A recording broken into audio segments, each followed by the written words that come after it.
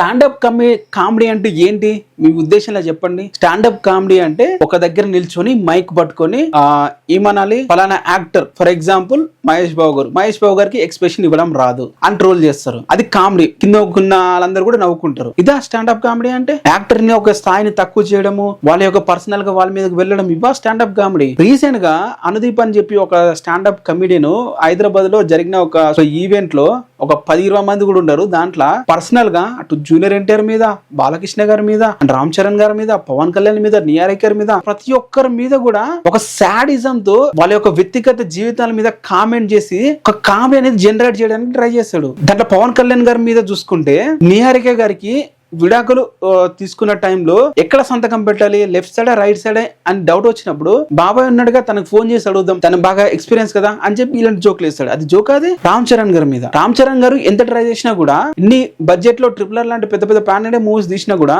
ఉపాసన తన భార్య ఎవరైతున్నారో ఉపాసన గారి యొక్క ఆస్తి అయితే రీచ్ అవ్వలేడు, తన స్థాయికి రీచ్ అవ్వలేడు అని చెప్పి కామెంట్ అయితే చేస్తాడు. అది దాంట్లో కామెడీ నీకు ఎలా అనిపించింది? ఇద్దరి మీద పర్సనల్ గా నువ్వు కామెడీ మీకు కనిపించిందా చెప్పండి. సో రీసెంట్ గా మెగా ఫ్యాన్స్ అయితే అక్కడికి వెళ్ళి పచ్చి బూతులు తిట్టారు. ఆ ఈవెంట్ లో తనకు లేడు గానీ ఉంటే కుక్కను కొట్టేటోళ్ళు. సో రీసెంట్ గా తను ఒక వీడియో అప్లోడ్ చేసి అప్లాజీ సారీ అనేది చెప్పడం జరిగింది. ఎవరైతే షోలో వాళ్ళు మెన్షన్ చేసిన వాళ్ళ నేమ్ ని నేను ఉద్దేశపూర్వకంగా అనలేదు, అన్నుంటే మాత్రం సారీ అని చెప్పి అయితే అంటున్నాడు. ఎంత కామెడీగా ఉంది వీళ్ళకి. ఇష్టం వచ్చినట్లు కామెంట్ చేయడం, తర్వాత సారీ అని చెప్పి వీడియో బయట చేయడం.